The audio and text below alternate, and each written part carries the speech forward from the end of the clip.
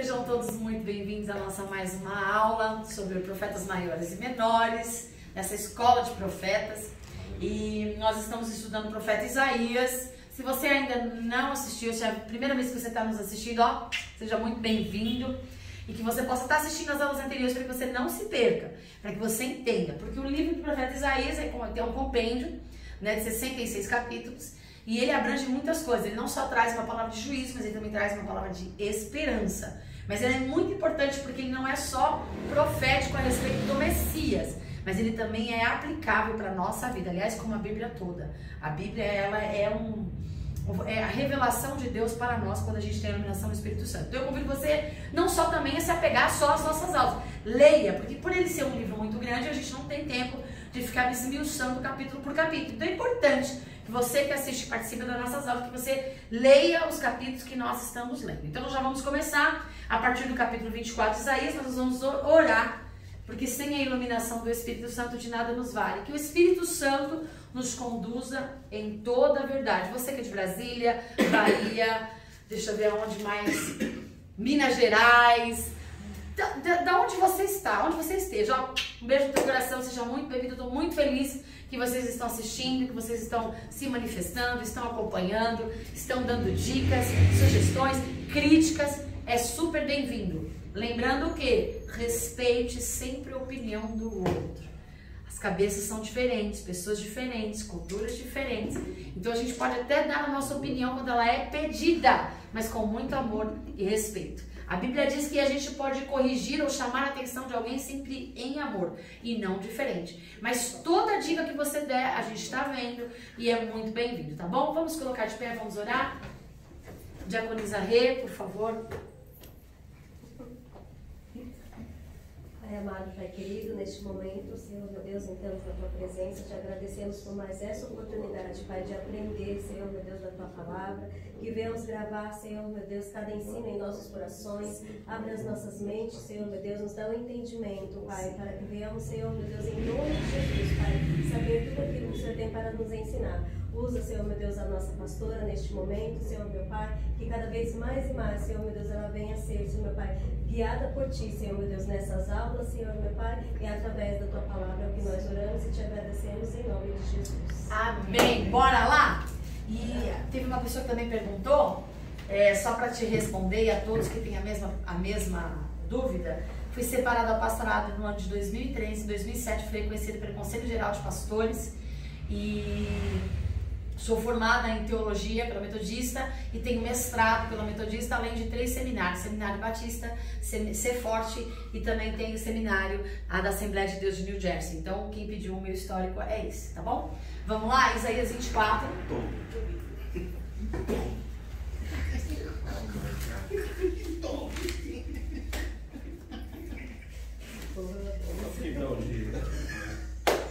Glória a Deus, aleluia.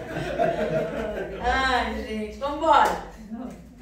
Nós vamos lá, vamos ler a partir do capítulo de Isaías 27. Como a gente vem falando, o livro do profeta Isaías, ele é um livro muito completo, né? Porque ele fala sobre muita coisa. E a gente vem falando da aula anterior sobre o julgamento que Deus traz não só a Judá, mas ele também... Ah, gente, olha, a gente tem uma aluna nova hoje. Como é que a gente vai receber a nossa aluna nova? Seja bem-vinda! E é assim mesmo. E vamos lá. Então, ele não trata só de juízo para Judá, porque aqui Israel já não existe mais, já foi destruído, só temos Judá. E o remanescente de Judá que ficou já também é levado cativo à Babilônia. E você já sabe a escravidão que acontece lá. Então, a profecia do profeta Isaías não é só para Judá, mas sim para todas e para algumas também, todas as outras cidades vizinhas. Ele fala a respeito do juízo de Deus, a respeito da iniquidade, da maldade, do pecado do povo e da idolatria, mas também da injustiça dos povos. A profecia de Isaías não é só para cristãos, não é só para o povo de Deus. A profecia de Isaías também é para os inimigos do povo de Deus, tá? Que é o que a gente estudou na aula anterior. Agora vamos começar a ler o capítulo 24? 27? Eu falei 24, é do 24 ao 27. Tá. Vamos começar pelo 24, porque eu parei no 24, não foi? Não tô lembrado. Pode ler. Quem vai ler? Desde o primeiro. Desde o primeiro. Isaías 24. Vejam, o Senhor vai arrasar a terra e devastá-la, arruinará sua superfície e espalhará seus habitantes. Será o mesmo para o sacerdote e o povo, para o senhor e o servo, para a senhora e a serva, para o vendedor e o comprador, para quem toma emprestado e quem empresta, para o devedor e o credor. A terra será completamente arrasada e totalmente saqueada. Quem falou esta palavra foi o Senhor. A terra seca-se e murcha, o mundo definha e murcha, definham os nobres da terra. A terra está contaminada pelos seus habitantes, porque desobedeceram às leis e violaram os decretos e quebraram a aliança eterna. Por isso a maldição consome a terra, e o seu povo é culpado. Por isso os habitantes da terra são consumidos pelo fogo, ao ponto de sobrarem pouquíssimos. O vinho novo vai-se, e a videira murcha, todos os que se divertiam gemem. Só até aí. Por quê? Senão a gente vai pegar só os pontos mais importantes. Paz, minha linda! Ai, boa noite. Bem, boa noite. Existe uma coisa na teologia que a gente chama, que a gente pode perceber que eles trabalham aqui, que o profeta Isaías usa muito essa linguagem. Ele começa falando de uma coisa, no meio do texto ele muda o assunto, e depois ele volta de novo no assunto que ele começou no primeiro. Vocês chegaram a ler? Vocês chegaram a perceber isso? Não, mas... Quem já frequentou algumas aulas minhas anteriores, é que eu tô tentando lembrar o nome que eu não tô... Eu anotei, mas eu não tô lembrando aqui. Tem um nome que vai ficar fácil para vocês entenderem. Eu lembro que da última vez... um modelo quiasmático. Anotem isso, por favor, é importante. Modelo o quê? Isaías, e não só Isaías, mas muitos usam o modelo quiasmático. No capítulo 25, quiasmático, se usa muito. No Velho Testamento isso é muito comum, que na Velha Aliança se usa esse modelo. Por quê? Parece até que ele está falando de outra coisa, que ele muda completamente de assunto, mas não é. Ele começa uma narrativa, ele para, ele fala uma outra coisa, e aí depois ele volta a falar do mesmo assunto. Ele não se perde, porque na verdade ele está trazendo informações sobre todo o contexto. Esse é o modelo quiasmático. Ele traz informações sobre todo o contexto, mas ele dá só no meio, só algumas coisas no meio, é que na verdade ele dá a indicação do que ele está falando. Por exemplo, é azul, é alto, elevado, ok, do que ele está falando? Aí no meio da conversa ele fala, o carro de ano 2024, da marca tal, não sei o que. E aí depois ele volta a falar, o estofamento era assim em 2004, em 2006. Você tá entendendo mais ou menos a linguagem? Então o modelo quiasmático ele é assim. Começa falando sobre um assunto, não é que ele muda o assunto, mas ele traz o assunto de uma forma abrangente. E no meio do assunto ele especifica do que ele realmente quer falar. É o ponto-chave da mensagem que ele quer levar. Aí no meio do assunto ele dá uma mensagem-chave. E aí depois ele volta falando. Tipo assim, ele começa, dá uma viajada e depois volta. É mais ou menos isso. Ele viaja no começo, ele fala o que ele quer falar e viaja de volta pro começo. É isso. Modelo quiasmático, tá bom? Isso é muito usado no capítulo 25. E como ela estava lendo aqui no capítulo 24, no capítulo 24 a gente vê que ele está falando que o juízo de Deus virá sobre todos os povos. E ele está falando que ele virá com uma justiça e que a justiça não independe de quem você é. Percebe? O credor, o devedor. O rico, o pobre. O homem e a mulher. Ele está falando que não vai ter diferença. Ele está dizendo o seguinte, que a condição financeira que a gente tem, ou o status social que a gente exerce diante da sociedade, não tem a menor influência diante de Deus. As funções que nós exercitamos no ministério eclesiásticos, os dons que nós temos, os ministérios que exercemos diante de Deus, não implica em absolutamente nada quando ele vier em justiça. Tipo assim, evangelista, diaconisa, presbítera, pastores. Um exemplo. Deus vai vir julgar os povos. Aí vai falar, evangelista, você fica aqui porque você, você é o cara, você levou a minha palavra, ganhou tantas almas para Jesus. Então fica aqui que eu vou falar só com a Eliane, que ela é só líder do grupo de intercessão. Só isso. Ela só entra em guerras para que você possa evangelizar. Só isso. Ou então, Eliane, você fica aqui, que o peso que eu vou... Não, você já fez tanta coisa para mim. Para quê? Você ora tanto, você jejua tanto, você clama tanto, você passa horas em oração. Você fica aqui de ladinho, que eu vou catar a diaconisa Regiane.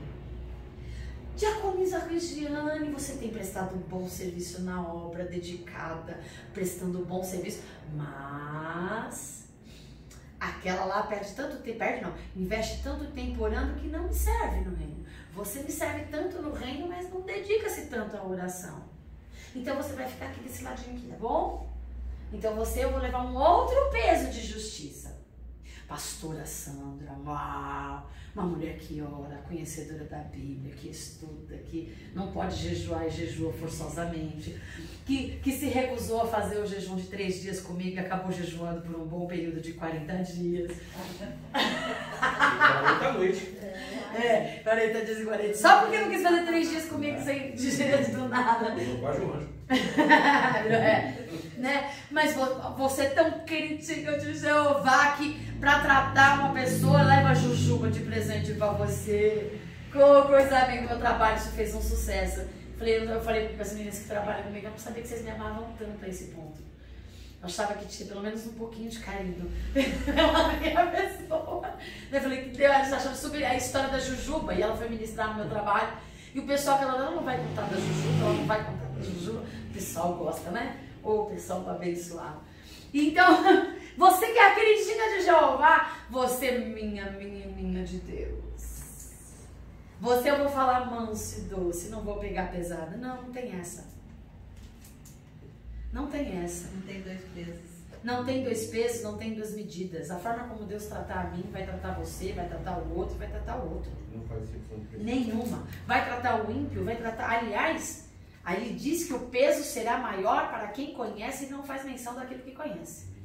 Haverá mais peso sobre os que são chamados evangelistas, pastores, presbíteros e tal, por aqueles que não são, mas não pelo título que carrega, mas pela função que ele tem, pela responsabilidade que ele assumiu diante de Deus. Mas o peso será o mesmo. Não existe mentirinha branca, pecadinho branco ou uma inveja santa. Não existe nada disso. Inveja é inveja, pecado é pecado, mentira é mentira, engano é engano. E não importa o nível, se ela é pequeno ou se ela é grande. Diante de Deus terá o mesmo tipo de julgamento. E não seremos julgados pelo que pensamos, seremos julgados pela palavra. É por isso que ele diz, conhecereis a verdade. Porque é ela a única capaz de nos libertar do peso do pecado. Ela é a única capaz de nos tirar da escravidão, porque o pecado nos escraviza. Se ela não abrir os nossos olhos para o entendimento, a gente vai continuar no engano, achando que está tudo bem, achando que isso não faz mal, achando que fazer tal coisa não tem peso nenhum, e está tudo tranquilo. Mas diante de Deus não tem 2 pesos e 2 medidas. Só existe aquele a quem mais é dado, mais será cobrado. Mas a justiça de Deus vem para todos, vem para os que estão em cima, os que estão embaixo, para os pobres, para os ricos, para todos. E é disso que ele está falando. Assim como Deus agiu com justiça com Judá, levantou a Babilônia para que levasse seu povo cativo, ele também cumpriu a justiça em Judá, porque ele falou que 70 anos levaria cativo. Ele se levanta agora contra aquele que prejugou aquele que era do Senhor. Então agora ele se levanta contra a Babilônia. E assim sucessivamente. Depois ele se levanta contra a Síria. E assim contra todos os inimigos de Deus. Tá claro? Mas ele deixou de levar a justiça para o seu povo? O tempo todo, gente. Porque não tem essa. Ele faz com que o sol nasça para justos e injustos, ímpios e santos. Assim é Deus. Então é disso que se trata o texto. Vamos para o 27. Para a gente ganhar tempo. Porque eu sei que talvez quem leu o texto, talvez isso tenha levado, porque o internauta já me perguntou sobre isso. Então, talvez quem tenha lido o texto, talvez tenha a mesma dúvida. Então nós vamos lá, capítulo 27. Ficou claro que quer releu? Ok. 27, pode ler.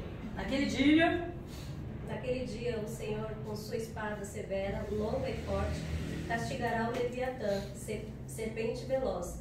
O Leviatã, serpente tortuosa, matará no mar a serpente. Vamos só a gente anotar que isso é importante?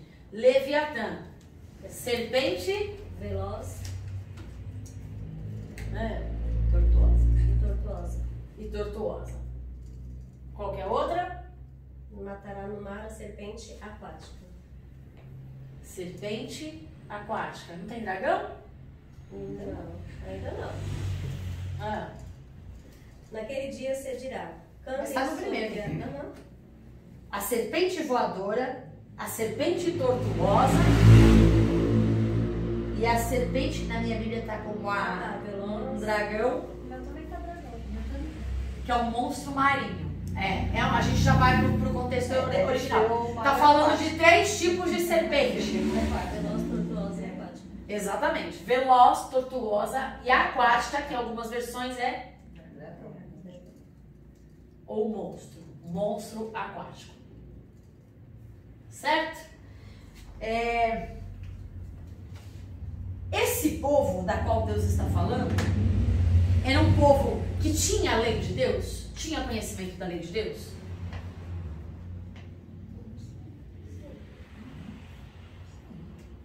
Tinha. O povo de Deus não conhecia pelos pergaminhos, não conhecia a lei de Moisés, a lei Torá, que eles se reuniam para ler e estudar. Lembra quando eles foram para a Babilônia? Foi ali que eles passaram a conhecer de fato a Deus quando eles estavam em cativeiro? Que eu falei sobre isso. E até que quando eles voltam, já falando do final de cativeiro, Esdras começa a fazer todas as leituras, e é onde nascem as sinagogas, que foi isso que eu ensinei na aula anterior, só estou dando uma pincelada para se situar. Então esse povo conhecia a lei? Sim. Conhecia. Praticava? Mais ou menos. Sabe como Deus se refere a esse povo? Esse povo não é povo de entendimento. Sabe o que isso significa? O povo conhece a lei, é igual assim, não matarás, não roubarás, sabe de cor. Mas ele não consegue entender a mensagem da lei. Eu iria para o eunuco. Ele conhecia Tá lendo. Mas ele não quis abrir, não quis praticar porque ele não tinha entendimento. Mas olha o eunuco, ele fazia o quê? Ele lia só para ficar mais claro, entendeu? Se não tem ninguém para me ensinar. Como? Eu leio e não entendo. Por quê? Não tem ninguém para me ensinar. E Deus envia um homem para ensinar. Jovem rico, ele conhecia e guardava. E praticava. Ele praticava. Então não era só o eunuco que não entendia. Ele conhecia e praticava, mas ele era um povo sem entendimento. Sabe por quê? Porque se eu não interpreto, se eu não consigo, se eu não sei, se eu não consigo compreender a verdade do que está escrito aqui, eu posso lê-la como um livro qualquer. Posso até porque esse é um dos maiores erros das pessoas dos dias de hoje, pegar o texto e trazer para os nossos dias. Esse é o maior erro. Pode até obedecer. Vive, mas vive preceitos. Porque assim, a Bíblia não foi escrita nos nossos dias. Eu trago aplicações, sabe, analogias, comparações. Eu trago aplicações para o nosso dia, mas eu não posso interpretar a Bíblia nos dias de hoje. Nem para a nossa cultura também. Muito menos com a nossa cultura, muito menos. Porque, lembra que eu já expliquei? Vai ter conflito, né? Não, sabe o que vai acontecer? A gente vai aplicar aquilo que está tendencioso ao nosso coração. Você lembra o que eu falei da última vez? Por exemplo, o Ed é um homem muito focado, estudado em finanças. Qual é a tendência do coração dele? Tudo que ele leu e estudar, ele vai reverter e vai levar para quê? Para finanças. Mas será que a verdade da Bíblia, não estou dizendo que eu não posso aplicá-la. Aplicação é uma coisa. Entendimento e conhecimento é outra. Eu só posso fazer uma aplicação correta da Bíblia se eu conhecer e entender a verdade dela. Senão eu corro o risco de falar uma baita de uma heresia. E como? Assim, ó, um exemplo. Como tem muitas por aí. Um exemplo assim na minha vida, quando eu me afastei dos caminhos do Senhor, e era assim uma igreja de doutrina. Morria de medo de ir pro inferno por causa da calça comprida, não consegui. Aí que eu só consegui voltar para a igreja, porque eu achava assim, se eu for para uma igreja que não tem doutrina, eu vou estar indo pro inferno do mesmo jeito. Então era ficar no mundo, né? Seu pensamento era correto. Eu só consegui voltar para o Senhor lendo a Bíblia. Eu peguei a Bíblia de capa a capa, procurando tudo sobre doutrina que era da igreja que eu era, né? Para ver se realmente aquilo era errado. Cortar cabelo, usar calça comprida, era coisa boa, eu tinha 18 anos. Quando isso passa a ser errado? Entendeu? Doutrinas e Eu dogmas. fui estudar o contexto das escrituras para saber que não tinha nada a ver uma coisa com a outra. Foi só assim que eu consegui voltar para Jesus. Eu vou só por conta de conhecimento. Tá, mas tudo bem, tá certíssimo. E quando isso passa a ser realmente um erro? Quando eu estou debaixo de uma ordenança, de uma igreja, de uma instituição, de uma litúrgica, que reza essas leis, mesmo que elas não sejam bíblicas, mas é a regra da instituição. Se você está ligado à instituição, se você não se sujeita, é pecado de rebeldia. Mas na época Não, sim, claro que não, tem nada a ver. Eu só estou explicando.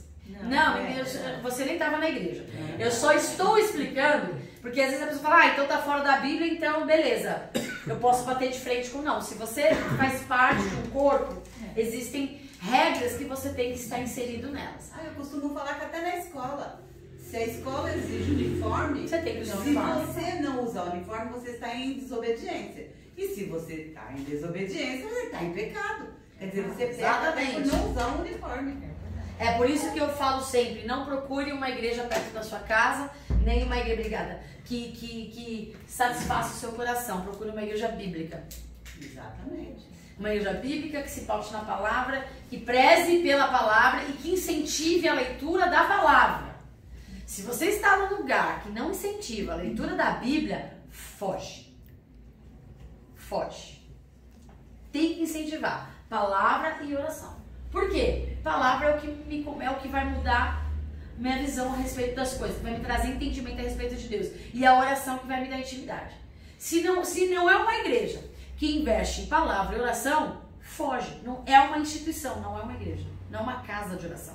Então é muito importante isso. Então Deus está se referindo a este povo como um povo que conhece, mas não tem entendimento. Entendeu? Ficou claro? Tem muita gente que conhece, mas não tem entendimento. E aí, tem gente que nem conhece. Então vamos lá. Por que isso está sendo dito aqui? E aí a gente começa a ler. Lê de novo, Rê, por favor. Desde o primeiro? Para ficar bem claro pra gente. Naquele dia, o Senhor com sua espada severa, longa e forte, castigará o Leviatã, serpente veloz. O Leviatã, serpente tortuosa, matará no mar a serpente aquática. Naquele dia se dirá, cantem sobre a vinha frutífera. Naquele dia o quê? Se dirá. Se dirá. Alguém tem a versão uma vinha aprazível?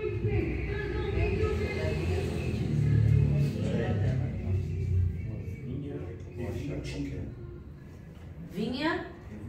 Vinha de vinho tinto. Vinho tinto, tudo bem. Aprazível, por quê? Porque para eles, a cultura deles, o vinho tinto, ele era saboroso. Aprazível, agradável, que trazia prazer. Então tá correto. Vinho aprazível ou vinho tinto. É a mesma coisa. Tá? Na sua não tem? A minha frutífera. Frutífera também, minha. Frutífera. Vinha, tá ótimo. O legal é que a de vocês já tá com sentido, e esse é o problema, que às vezes vem com o sentido do entendimento de quem fez a tradução, mas nesse caso está correto, Então não está falando exatamente no texto hebraico, mas está falando assim do resultado dela. Uma vinha frutífera. Aqui está, cantem louvores à minha bela plantação de uvas. Olha que lindo. Essa, na verdade, é o mais próximo do original. Ah, é? É. Ó. Esse texto, né, é o mais próximo. Pode ler, lê de novo, Liana, por favor. Cantem louvores à minha bela plantação de uvas. Cantem louvores à minha bela... Olha como Deus está falando do povo. A minha bela plantação de uvas. Isso é importante. Pra gente, antes da gente seguir, vamos já desmistificar algumas coisas. Quem é o Leviatã? Eu sempre acreditei que era o Lapeta. Capiroto. Lapeta, capiroto. Todo mundo concorda com a presbítera? Pastora? Povo da... Gente, aqui não tem gente, a gente está estudando a Bíblia. Tem essa, tá certo, tá errado. Né? Ele não é o anticristo. O anticristo? É. Piorou, né? Aproveitando o gancho, durante toda a história da humanidade existiram vários anticristos. Vários. Domiciano, por exemplo, foi um anticristo. Para esta época, Nabucodonosor foi um anticristo. Fala. Nada, não. Na nossa época a gente já tem um anticristo. Já temos um Pode anticristo, falar. mas não vamos entrar. Eu ia falar também no varão. Deixa pra lá. Tem vários anticristos. O que é o anticristo? O anticristo é todo aquele que se levanta contra os princípios da palavra de Deus. Só que ele não se levanta contra os princípios da palavra de Deus, muitas vezes, notoriamente. Ele usa do subterfúgio que o diabo usou desde o começo da humanidade. Ele não vai pegar uma mentira deslavada e vai falar pra você a mentira. Não, ele vai pegar a verdade e vai distorcer a verdade. É por isso que fala no Apocalipse que o top mega master do anticristo que vai acender a vinda do Messias, que vai ser o último, o anticristo, ele vai ser o cara que vai trazer paz para a humanidade. Ele vai ser o cara político, o cara sociável, o cara que vai trazer unidade, o cara ecumênico. E por isso que ele vem contra aquilo que Jesus disse. Quando Jesus disse, o pastor costuma sempre dizer que eu não vim trazer paz, eu vim trazer guerra. Existe um contexto aí. Se a gente tira isolado, Deus gosta de briga. Não, Deus não suporta briga. Deus gosta de divisão. Deus não suporta, ele abomina a divisão. Luiz Estrela. Deus não. Quando ele fala trazer guerra, ele está falando o seguinte. Quando Deus fala que ele está trazendo guerra, ele diz o seguinte: eu não vim para fazer com que as pessoas sejam socialmente aceitáveis, para que um queira ser aceito pelo outro. Eu vim para que os princípios sejam cumpridos, para que a cultura do meu reino seja estabelecida. Gostem ou não gostem. Então eu vim trazer guerra, porque não importa o que você quer. Eu sou Senhor. Não importa o que você pensa. Não importa o que você acha. Eu sou Senhor. Não importa o que você pensa. Eu sou Senhor. E até ministrei na rádio hoje sobre isso. É bem assim. Ele me tirou da escravidão do pecado e me trouxe para a luz, me trouxe para a cultura do reino. Eu estou no reino de Cristo, ok. Eu não sou mais escravo do pecado. Ele me trouxe para debaixo do reino dele em liberdade. Mas eu estou aqui em liberdade, mas eu estou no reino de quem? Quais são as regras que eu tenho que seguir? Eu estou no reino dele e vou colocar as minhas regras no reino dele? Eu não posso. Então, mas eu sou livre para sair do reino dele e viver, voltar de novo para a escravidão do pecado. Por isso que é assim que as coisas funcionam. Eu estou livre. Ele me tirou da escravidão. O pecado não te domina mais. Mas se você quiser voltar para o pecado, volta. Você é livre. Só que aqui no meu reino tem regras. Aqui no meu reino tem uma cultura. Então, para viver no meu reino, você tem que se enquadrar. Sabe quando a gente, por exemplo, o Jonas ficou um ano em Portugal e ele acabou aprendendo algum linguajar, alguma coisa, não é assim? Quando a gente sai do nosso mundo e vai para um outro país, onde a cultura é diferente, é natural que a gente vai aprendendo e se amoldando à cultura do ambiente onde nós estamos e vamos deixando de lado a cultura que a gente já carrega. Às vezes a gente até deixa de falar, a gente começa até a falar sem a nossa, como é que chama? Sotaque. Às vezes a gente perde até o nosso sotaque, de tanto que a cultura do outro país, do outro ambiente é inserida em nós. E é disso que se trata o evangelho. Começa quando eu aceito Jesus, nasci nas águas batismais, recebi o Espírito Santo, ali não é o fim, ali é o começo. É o começo de um processo de salvação. É o começo de uma cultura nova sendo implantada. Porque nascer para uma nova, eu sou bebê. Então, o que eu carregava lá atrás não serve para esse reino. Então, eu vou me desvencilhando dele e vou assimilando a nova cultura do reino. É isso que funciona. Quando a gente está falando aqui de Leviatã, um outro erro absurdo. Isso é nosso problema de crente. A gente vê uma catástrofe acontecendo. Qual é a primeira coisa que a gente gosta de fazer? Assimilar a Bíblia. Assimilar a Bíblia. Não, isso aí está descrito aonde? Fulano de tal. Ah, não, isso aí está escrito. Não, olha, essa é a guerra de Gog e Magog, que foi o que mais se ouviu ultimamente, né? Não, essa é a guerra que... Gente, não tem nada a ver uma coisa com a outra. Você pode até fazer uma aplicação, mas não quer dizer que aquilo já não tenha acontecido. Várias e várias vezes. Várias e várias vezes. Lembra que eu falei que existem profecias que se repetem? Que ela tem duplo cumprimento? O anticristo é uma delas. Destruição remanescente. Eu estava vendo, agora a destruição vai ser, não é com água, é com fogo. Vocês já estão vendo o que a ciência está dizendo a respeito do que pode acontecer até o ano de 2035? Gente, eu sou antenada, então eu vou dizer a vocês, eu sou antenada. Antena mais aí, então. Sim. Por causa do aquecimento global, a geosfera que eles chamam de submundo, né? O cientista tem uns nomes específicos para isso. Ele está levando tanto calor, a gente chegou a ter 36 graus essa semana em São Paulo, o que nunca teve. A Márcia está esperando, eu tô com ela, esperando aí os 42 graus que vai chegar em São Paulo, eu tô esperando. Né? A Márcia falou, eu quero ver esses 42 graus, eu também, eu tô ansiosa. Segundo a Bíblia, é muito provável que isso aconteça ao ponto, e os cientistas dizem que por causa desse calor excessivo, pode ser que bolas de fogo, por causa do calor do sol, sejam... Mas esses incêndios, já quase isso. São pequenas faíscas, mas são pequenas faíscas por causa da atmosfera e do ar aqui. Agora eles estão prevendo um aquecimento global que venha do céu. Para quem conhece a Bíblia, isso já está escrito na Bíblia.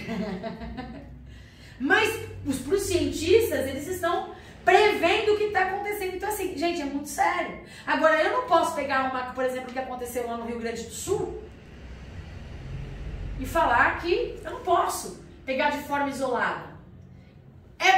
Aí a gente escuta, gente, com todo respeito a quem pensa assim, acredita assim, a gente tem que ter muito cuidado com as aplicações que a gente faz.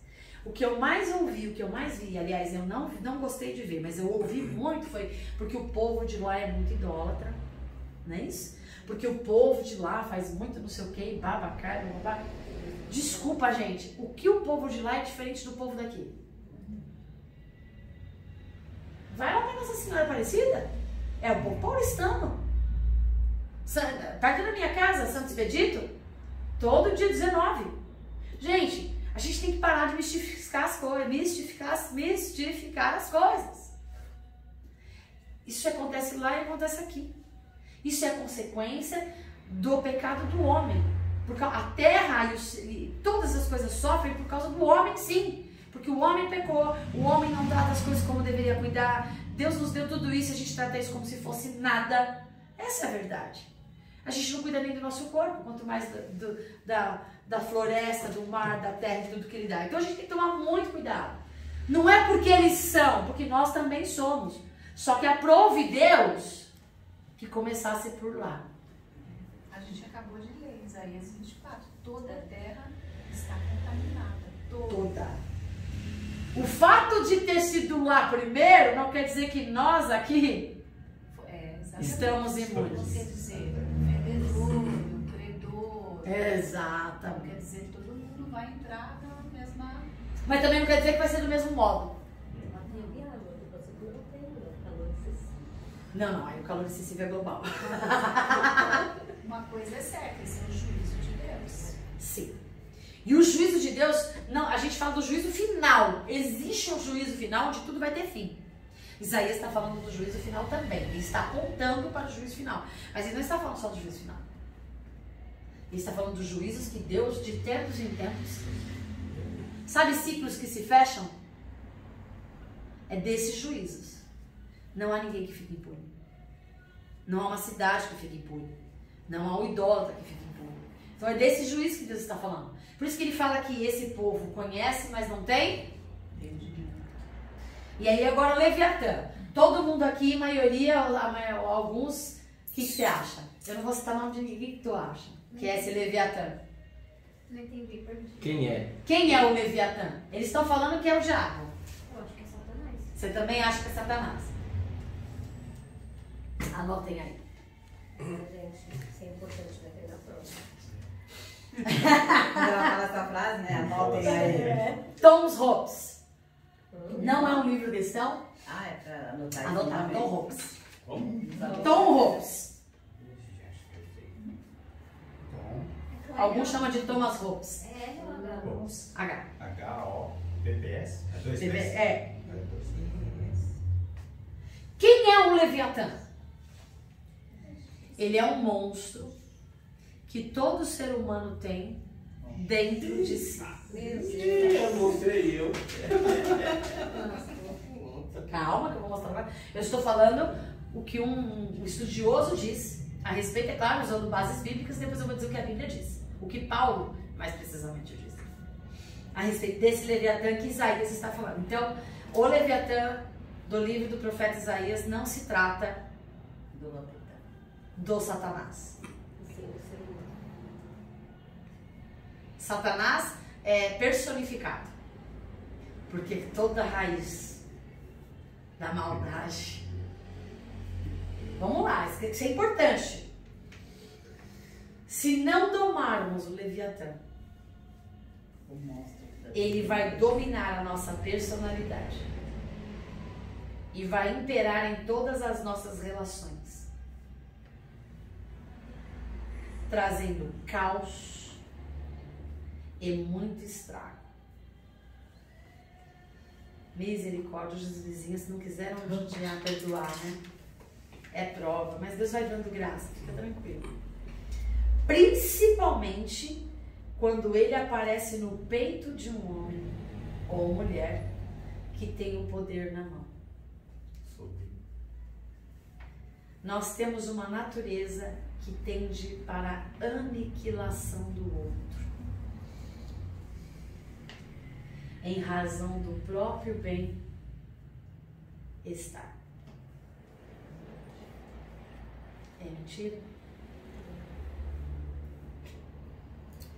Todo mundo tem um monstrinho dentro de si, gente. Relaxa. Só porque ele descobriu que o nome é Leviatã não quer dizer que a gente conhece. Não quer dizer que a gente não sabia que tinha. Profundo, pegou bem no coração. Daí foi assim, nossa. O homem mata em defesa de si mesmo. Não é isso? O homem mata até com menos. Se ainda se é pra se defender, ainda beleza. Até justifica. mas Aonde a Bíblia nada. diz isso? Temos uma natureza carnal, Paulo, Acho que é romano. humana, Ah, eu também eu já li assim que que o homem luta tem com nada o maldade. espírito. Então, o Leviatã ele é uma figura bíblica. O homem é lobo devorador do próprio homem. O homem é o seu próprio algoz. Se eu tiver que, por exemplo, eu estou numa situação entre eu ou Eliana, Eu. Já de era. vida e morte. Eliana já era. Morreu feio. É, Eliana. Tchau. Não, mas assim, ó, olha só como as coisas são. Bom, a gente está no zoológico, um exemplo besta, tá? Estamos no zoológico. Um leopardo sai da jaula. Ninguém vai conseguir lutar contra o leopardo, vai. Claro que não. Eu só preciso correr mais que Eliana. Perda pra quem espera. Eu só preciso garantir que eu não seja a primeira a ser vista pelo leopardo. Porque eu sei que se ele pegar alguém primeiro, ele vai saciar a fome dele. Vai se distrair, né? Também. Eu vou ter tempo. Então, assim, eu tô... Sabe aquela coisa assim? Eu tô sacrificando... Ah, eu ouvi isso essa semana. Eu estou sacrificando uma pessoa pelo bem de outros. Só que a Bíblia diz que considerar o outro melhor que você e amar o outro, não como a ti mesmo, mas como Cristo amou a igreja, implica em dar a vida em favor do outro. É abrir mão de mim por causa do outro. Agora, por minha causa, eu mato e morro para defender eu e a minha família. E aí? E eu acho que eu tô. Porque o leviatanzinho que mora dentro de nós domina a nossa personalidade e impede que o Espírito domine a nossa carne. E aí Paulo diz, essa é uma luta constante entre a carne e o Espírito. Aonde mora o Leviatã? Na carne. Aí é fácil a gente é o diabo, não é? Mas peraí, o diabo só age na minha vida se eu deixar. Existia o diabo e ele fugirá de vós. Tem uma palavra muito mais importante que essa. Nesse texto. Sujeitai-vos. Não adianta resistir ao diabo. Sujeitai-vos. Primeiro, se eu não me sujeitar à vontade de Deus, eu vou segurar a onda num determinado momento. Mas o Leviatã é um monstro, gente. É um monstro que está inserido dentro de nós por causa de uma cabeça de raça chamada Adão, que trouxe o pecado para a humanidade. Mas graças a Deus que tem um outro cabeça de raça chamado Jesus, que nos cobre com o sangue dele e tenta imperar na nossa vida, matando todos os leviatãs que há dentro de nós. E haverá um dia em que não haverá mais nenhum leviatã morando dentro de nós. O dia em que nós estivermos com a nossa estatura de varão perfeito. Mas isso significa que este leviatã que mora dentro de nós não pode ser alimentado. Esse leviatã só vai morrer quando eu parar de dar comida para ele. Por isso existe a palavra, espada de dois gumes que separa alma e espírito, juntas e medulas. Hebreus 4:12. Esse foi o primeiro versículo que eu li na vida. Nunca. Só um detalhe, o nome do autor é Thomas Hobbes. Thomas Hobbes, isso mesmo. 2 Bs, tá? 2 Bs. 2 Bs. Não é Hobbes? Não, Ó. é Hobbes. Hobbes. Ó. Thomas com H, é isso? Com H? É, amor. É um Eu cara perguntou, deixa eu difícil, falar. menino. Thomas Hobbes. Vou anotar de novo aqui. Ó, em Jeremias, Mas o que mais importante pra gente foi o que Paulo disse. ó, em Jeremias fala assim: o coração é mais mentiroso e traiçoeiro que qualquer outra coisa. O coração do homem é terrivelmente cheio de maldade. Não há ninguém capaz de saber até que ponto é mau e pecador o coração humano. Somente o Senhor sabe. Ele examina cuidadosamente o coração e os pensamentos do homem para dar a cada um a justa recompensa de acordo com a sua conduta e de acordo com as suas obras. Fala pra gente colocar aqui para o pessoal registrar. Jeremias 17, 9 e 10.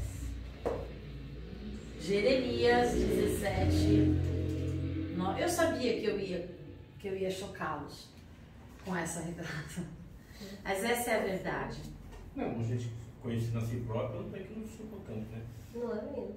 O problema é que a gente não se conhece. Você sabia que Paulo diz que mas o homem pensa a respeito de si mesmo é errado. Nós não temos uma visão correta de quem somos. Não, quando alguém faz a gente passar raiva, a gente já pensa, né? Em matar, né? Hoje eu cheguei a matar uns dois. Ou vai. Gente, mas aí que tá. Domínio próprio, fruto do Espírito. Então, assim, eu sei que existe um monstro dentro de mim que ele vai sendo, à medida que eu me alimento da palavra e tenho uma vida com Deus, de intimidade com Deus, o monstro tá aqui, por causa da natureza do pecado. Mas eu vou deixando de alimentar ele. À medida que eu vou deixando de alimentar, ele vai enfraquecendo. Ele enfraquecendo, o Espírito vai dominar Então assim, eu tenho vontade de matar, mas não mato. Eu tenho vontade de fazer, mas não faço. Eu poderia destruir alguém, mas não destruo. Eu poderia acabar com algo, mas não faço. Aí é quem domina, é a luta, guerra entre espírito e alma. Isso é começar em mim. Porque não adianta eu querer o outro, tudo começa em mim. Então a guerra não é com o outro, a guerra é comigo. Eu me controlando, porque eu sei quem luta as minhas guerras. Então quem me domina? Leviatã, aí nesse contexto eu posso dizer que seria o diabo. Mas é um espírito?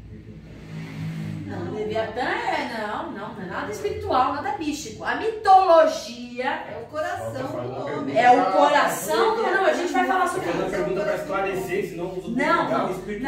É um ser mitológico que os gregos usam por quê? Porque aquele povo, essa cultura era babilônica, a Síria, a Pérsia, gregos, romanos, eles eram uma cultura pagã.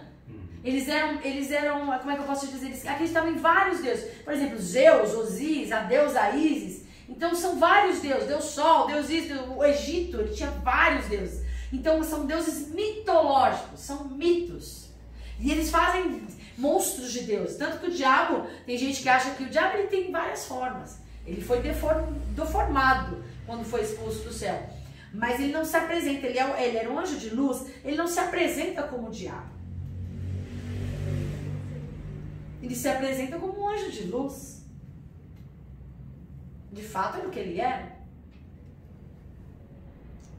Ele não se apresenta, ó, isso aqui é ruim pra você.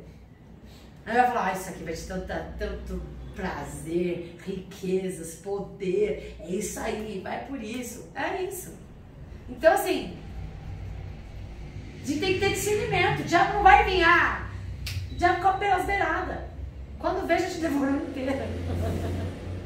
Então, quando a gente fala de Leviatã, não é um espírito demoníaco que nos dá, não, porque demônios são vários espíritos que atuam em quem dá liberdade várias e várias vezes. Existem pessoas que têm legião de demônios. E não se assustem quando vocês ouvirem ou verem dentro da igreja. Existem. Fazer o quê? Faz parte. Joio e trigo cresce junto. Não tem jeito. E por que Deus... Essa é a pergunta que eu já fiz. Por que não arranca logo o joio? Porque se arrancar o joio, muitos trigos vão morrer junto com o joio. Porque o joio, a raiz dele não é igual do trigo, que é mais para baixo. O joio, quando ele entra na terra, ele se amarra às raízes do trigo. Então, quando você está arrancando o joio, você acha que você vai aqui? O joio é uma encarnificação de um demônio, entendeu? Faz tudo que o crente faz, mas é endemoniado. E aí você vai querer arrancar a laranja podre do meio das outras, quando você arranca, você vai arrancar com todo mundo. Se uma pessoa sair da igreja, tem que metade para abrir outra. Rebelião. É por isso que Deus fala assim, que só Ele vai fazer a separação do joio e do trigo. É Ele que vai fazer. Não cabe a nós. Cabe a nós discernir o que é certo e o que é errado. Não alimentar o Leviatã. Não apoiar o erro. Não ser conivente com o erro. E se manter na posição que Deus disse. É isso, acabou. Deus falou, vai. Deus falou, fica e acabou. Você tem que matar o Leviatã, porque a vontade é sair pra briga. Mas não pode. Deixa que Deus brigue suas guerras. Então, isso é ser cristão, de fato. O resto é religioso.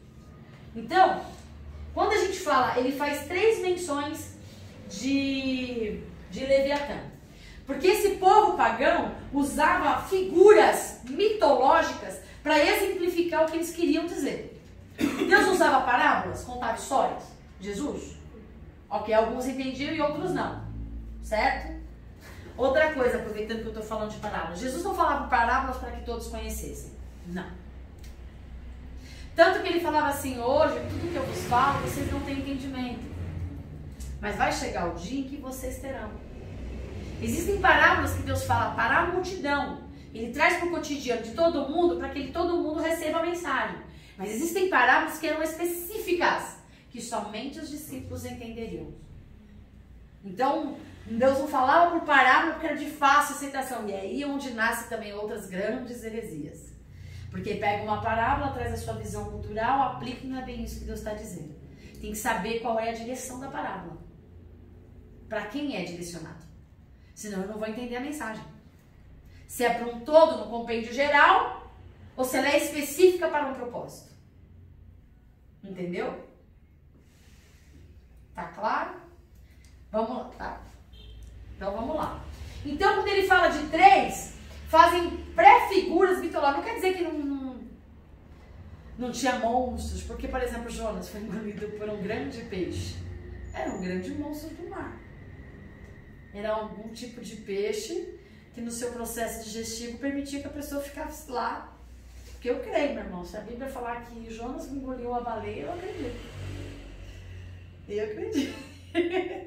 Eu creio. Agora, eu não sei explicar cientificamente. Não existiam dinossauros?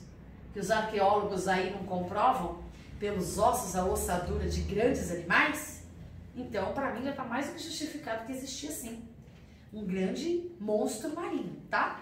Então, quando ele usa essa figura no texto de Isaías, ele também pode fazer menção a 3. Não está falando da serpente veloz? A serpente veloz foi aplicada pela Babilônia da guerra entre Marduk contra Tiamat. Marduk era um deus e a Tiamat era fêmea. Um casal brigando. Grandes monstros, tá? Também a serpente tortuosa era uma mitologia na Hungria, onde dizia que era a guerra entre o deus El contra o deus Dotã, que era uma serpente do mal, que fazia parte do ciclo de Baal. Era o deus da terra contra o deus dos mares. Isso é mitologia, tá? Isso é a história. E a outra, que é o dragão monstro, que fala da terra e mares. Então, embora muitas pessoas vejam como tudo isso que eu tô falando aqui de Leviatã, que você pensa de Satanás e tal, tudo isso é mitologia. Da onde nasce a mitologia? Quer ver uma outra coisa? A imaginação fértil que gera um monte de heresia. Fênix. O voo da fênix. Não é verdade? Também. Mitologia. Cultura pagã. Deuses falsos. A necessidade de se criar, de se ver, de se ter algo que compreenda o meu coração. O povo fez um bezerro de ouro lá, nem precisava de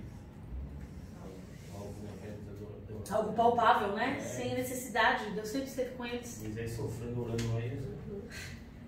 Então, outra coisa. Quando vocês forem pregar, porque a maioria aqui é pregador, para criança também você prega. Cuidado quando for falar da águia. Para não entrar na mitologia. Que é linda a história mitológica, né? Eu acho linda, já ministrei, achei maravilhosa. E já ministrei há muitos anos. Até porque, acho, é linda. Aí a gente vai para, peraí, legal, eu posso até ministrar, mas não é isso que a Bíblia diz. Porque a águia não é isso. Essa águia que eu estou exemplificando não é a águia, é pagã. Então eu estou usando o exemplo de uma mitologia pagã, de algo mitológico, de algo pagão, de algo demoníaco. Então a águia que todo mundo prega de verdade não é? Nossa, achei que vocês tinham estudado a águia mesmo. Estudamos a águia. As pessoas pregam o comportamento da águia.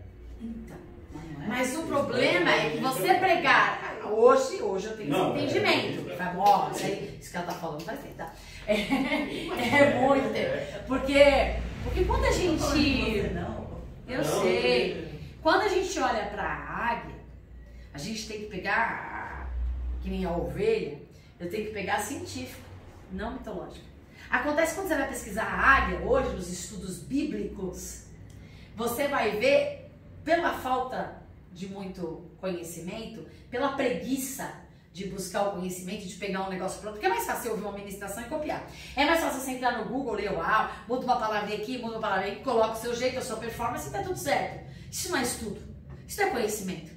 Você está reproduzindo algo que alguém estudou, algo que alguém viu, e você nem sabe se é verdade. Aí você reproduz aquele erro. A águia, na verdade, fala que ela alça grandes voos. Isso é científico. A águia, ela vai contra o vento. Isso é científico. Mas e aquilo que ela...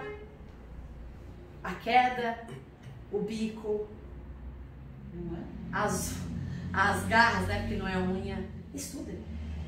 Porque quando você vai estudar de verdade, você vai ver que está misturado ali a ciência com a mitologia. E aí, se você é uma pessoa preguiçosa, ou não está com muito tempo para estudar afinco, você vai misturar as coisas. E quando você mistura, poxa, pode ser a coisa mais linda do mundo, mas o que é que traz poder de transformação? A verdade. Não é mitologia. A verdade. Eu posso trazer algo lindo que vai te comover, mas não vai te transformar. Por quê? Porque quem transforma é o Espírito Santo. O Espírito Santo, ele é a verdade. E ele só se move, só se conduz na verdade. Eu posso ministrar um monte de mentira e te emocionar, mas não vai causar nenhum tipo de transformação na sua vida. Ao contrário, eu vou te distanciar da verdade, porque a hora que eu vim com a verdade, você não vai aceitar. Então, muito cuidado, gente. É muito grave, né? Gravíssimo. As pessoas não dão... Aí é lindo. Eu acho lindo. Mas... não muda. Mas o que eu estou disseminando sobre o povo? A mitologia tem a sua nascitura onde? É uma coisa séria, né? Seríssima! É, Seríssima! É na imaginação fértil, então é tudo mentira. A mitologia, ela é... A imaginação fértil é uma mentira. Ela, tipo assim, ela pega de algo real, verdadeiro, e cria-se uma fantasia em cima da verdade. O que o diabo fez com Eva no jardim? Exatamente isso. É exatamente isso. Percebeu como as coisas são sérias? Torce ela de tal forma que ela fica bonita. E verdadeira. sedutora, Você e fala, uau, não que é palavra. só Não é verdade? É, pra mim, gente, é extraordinário. Uau, renasce das cinzas. Meu Cristo não renasceu das cinzas. Ele ressuscitou. Há uma diferença em ressuscitar e renascer. Olha só, com pequenos detalhes, mudam tudo. Você pode falar assim, como já ouvi várias vezes, você está sendo religiosa. Isso não é religiosidade. Isso é zelo pela palavra. Por quê?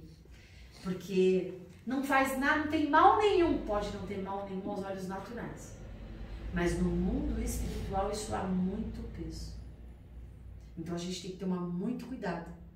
Principalmente quando a gente fala a respeito da mensagem que não é nossa. Muito cuidado.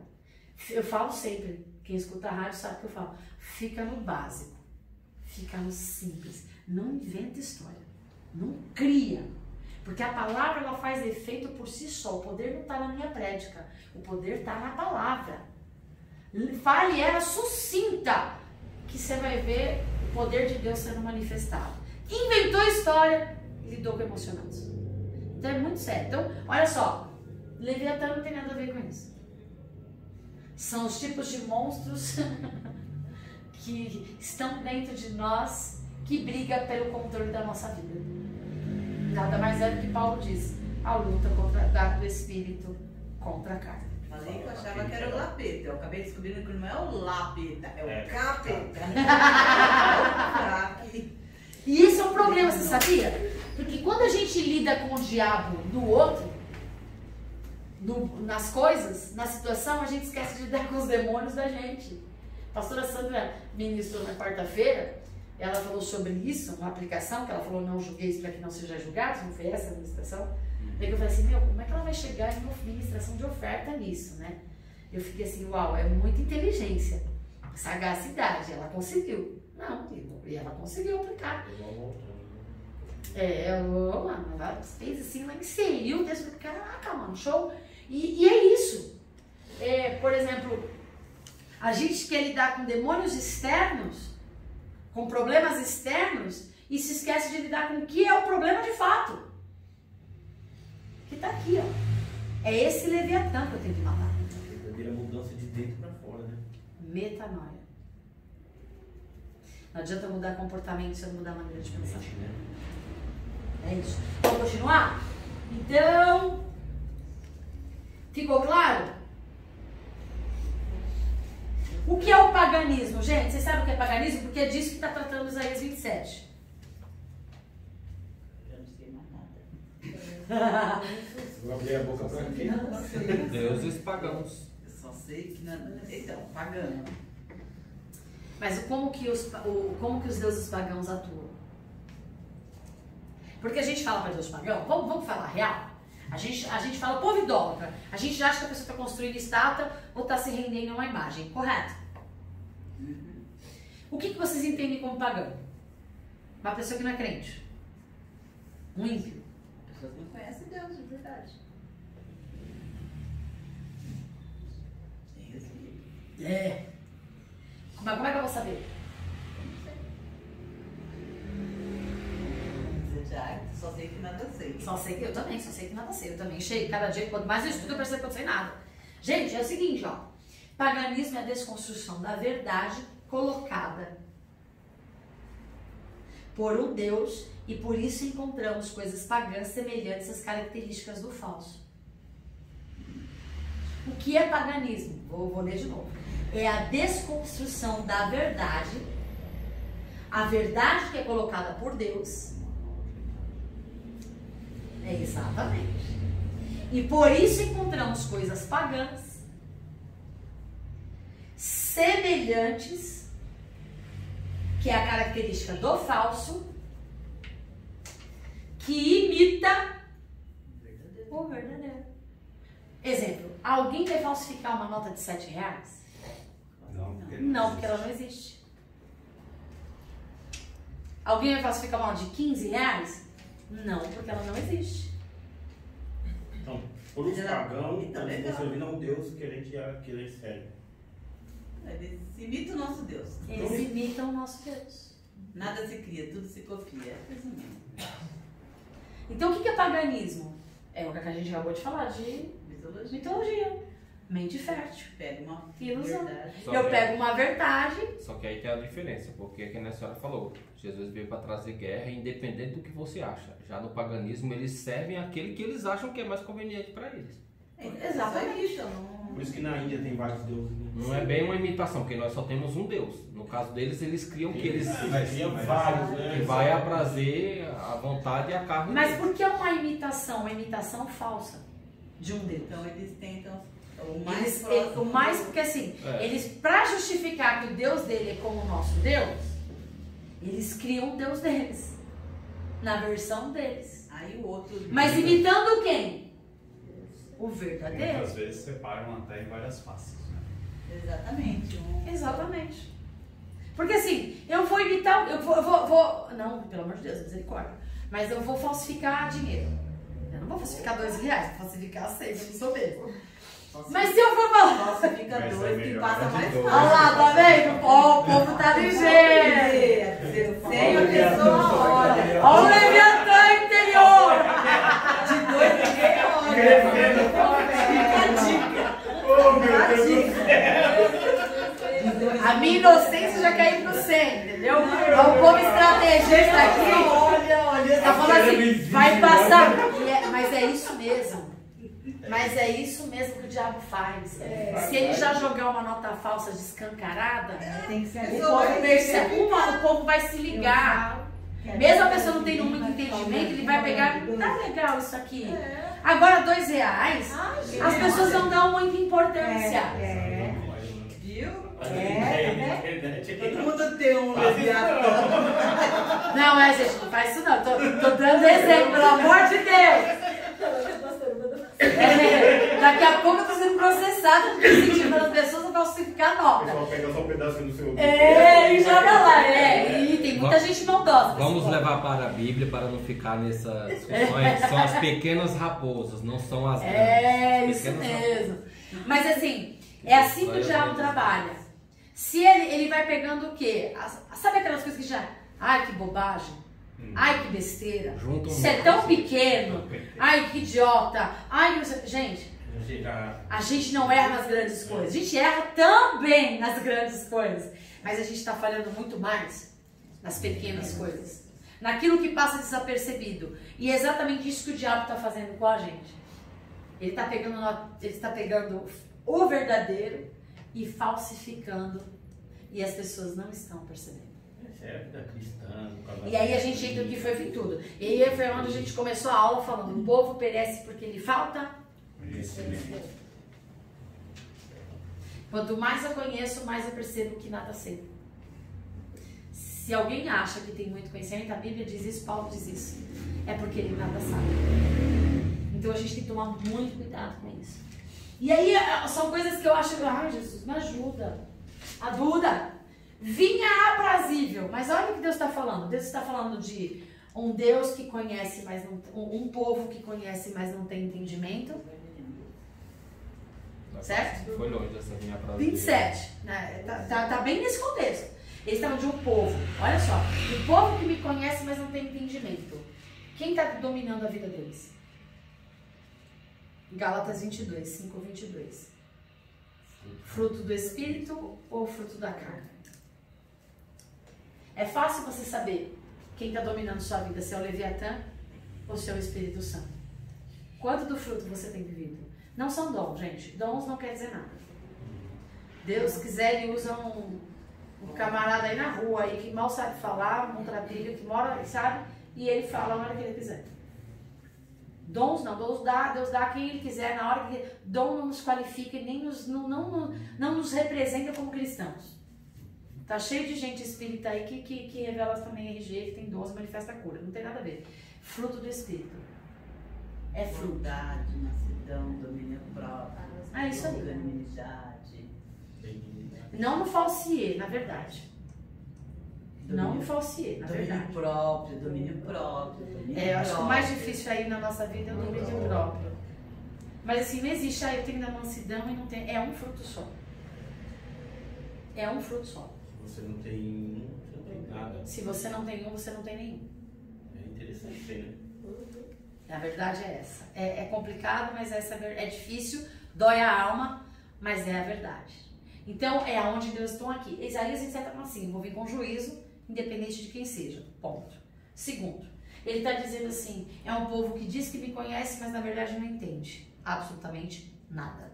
Terceiro, ele vem e fala: eles não perceberam ainda que as maiores coisas não estão externas, são internas. É um monstrinho dentro de nós. Estão procurando demônios em coisas, em situações dos outros, e o demônio está na própria vida e não consegue dominar. Ponto. É onde entra o fruto do Espírito e o fruto da carne. É a guerra entre o Espírito e a carne. Beleza. É claro que também faz menção, porque no Apocalipse fala sobre a grande dragão. Que aí faz menção à raiz de tudo isso, que é o diabo. A antiga serpente. A antiga serpente, exatamente. E aí a gente vem, mas ele fala assim: mas também se alegrará a minha vinha aprazível. O que é vinha, gente? Vinha. É a plantação de uva. Plantação de vinho. De uva. De uva, oh! Plantação Aí, de se uva. de vinho, Da uva faz-se o vinho. Calma, gente. Calma. Da uva faz-se o vinho. E como que é a uva? Como que é a plantação de uva? A uva, ela não é uma árvore normal que você planta e ela cresce. Ela cresce em parreira. Ela só cresce se ela estiver apoiada em algo.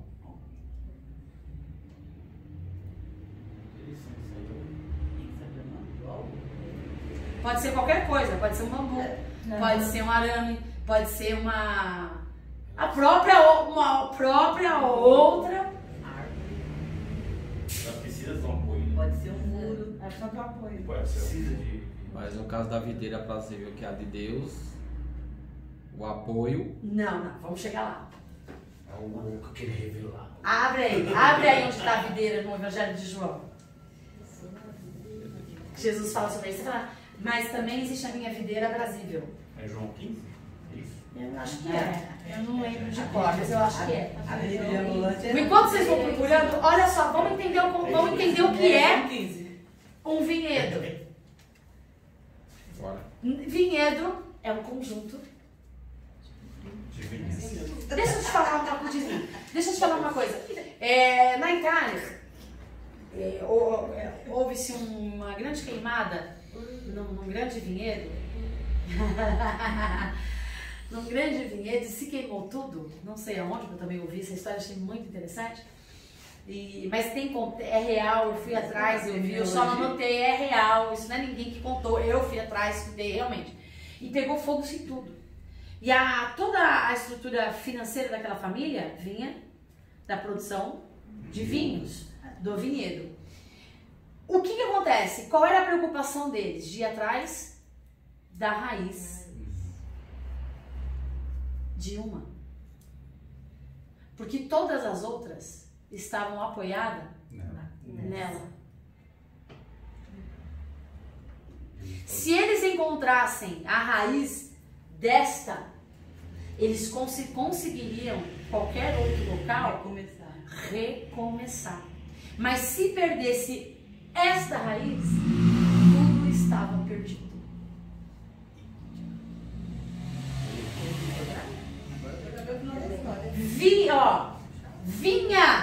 Vinhedo, não existe. Uma vinha é só uma plantação, uma árvore. Ela é só uma plantação se ela não estiver apoiada em outra. Ela não se sustenta, ela não se segura. Lembra por que Cristo fala em Efésios que a igreja é o corpo? Ele está falando assim, uma vinha aprazível. São vários ramos que se apoiam uns nos outros.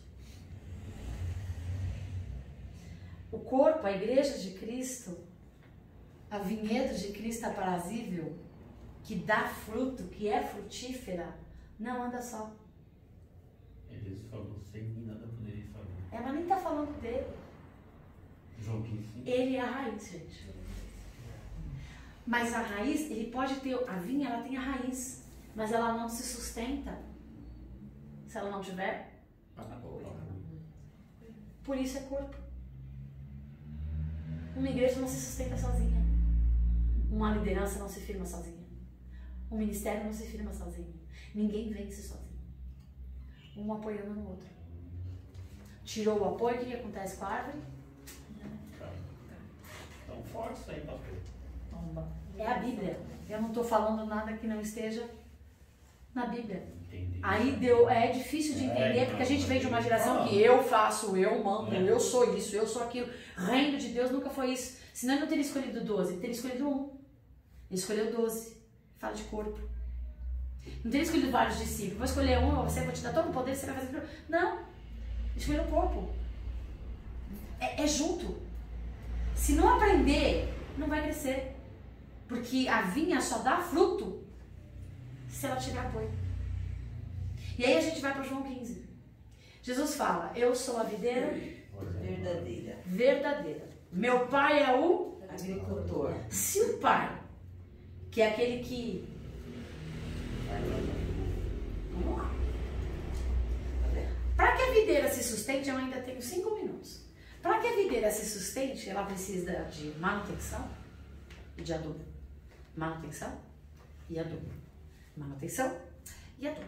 Se eu não der manutenção, ela não dá fruto. O que é manutenção? As podas. As podas. Cresceu muito, corta.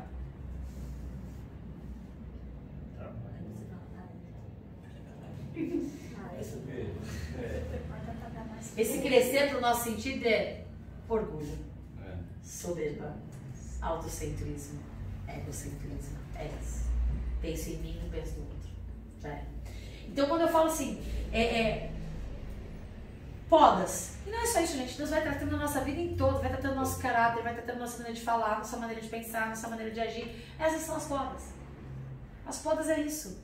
Deus sempre vai permitindo situações na nossa vida para nos conduzir para o centro da vontade dele. É isso. Se você está em Deus, você ama Deus e quer que a sua vida está em Deus, você está no propósito de Deus, tudo vai contribuir para o seu bem. Mesmo que hoje você esteja querendo matar 10. Vai contribuir para o teu bem. Sabe por quê? Porque quanto mais o diabo se levanta contra a igreja, como é que ia acontecer com a igreja perseguida?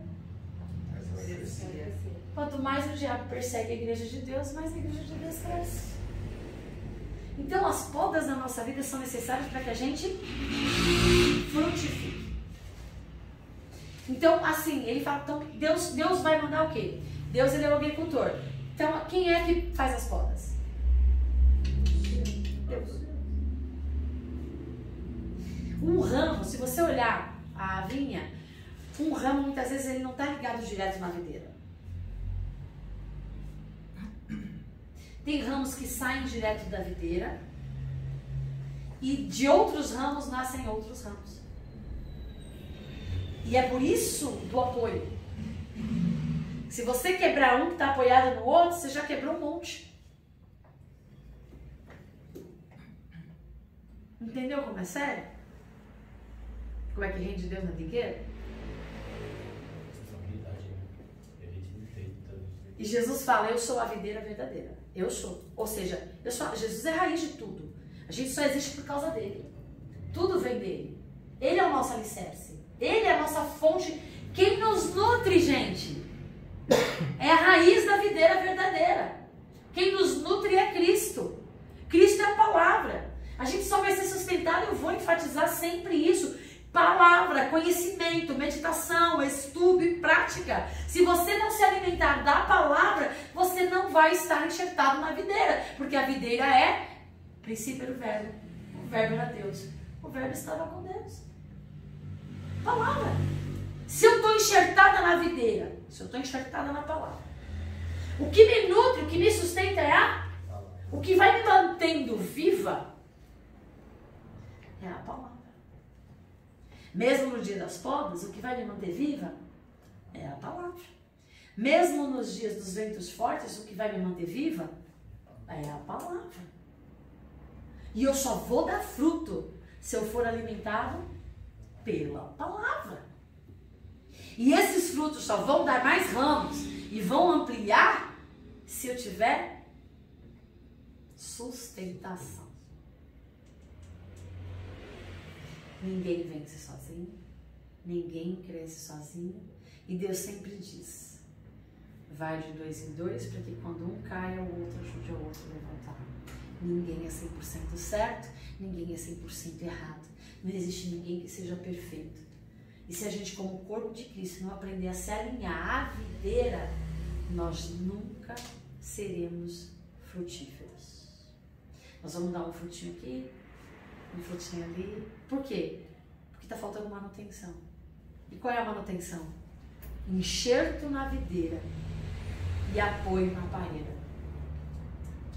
Não adianta, mas você é meu apoio, não, é um do outro. Não tem maior, não tem melhor, não tem isso. Diante de Deus, lembra? Todos iguais. Então Deus fala, um povo que me conhece, mas não tem, está matando Satanás sem saber que o Leviatã mora dentro de si mesmo. E mais, o meu povo se alegrará e cantará a vinha. E quem é a vinha aprazível? Jesus. Mas nós estamos enxertados. Nós somos a vinha desse vinhedo. Aliás, ele é a vinha desse vinhedo. Nós somos os ramos. Da onde nascem os frutos? Mas só nasce fruto do ramo que está enxertado e que está apoiado na parede. Senão, podado por Deus. Senão, tu pode dar fruto, mas o seu fruto não se... Por que a gente patina tanto, né? Um beijo no seu coração, Deus te abençoe na próxima aula.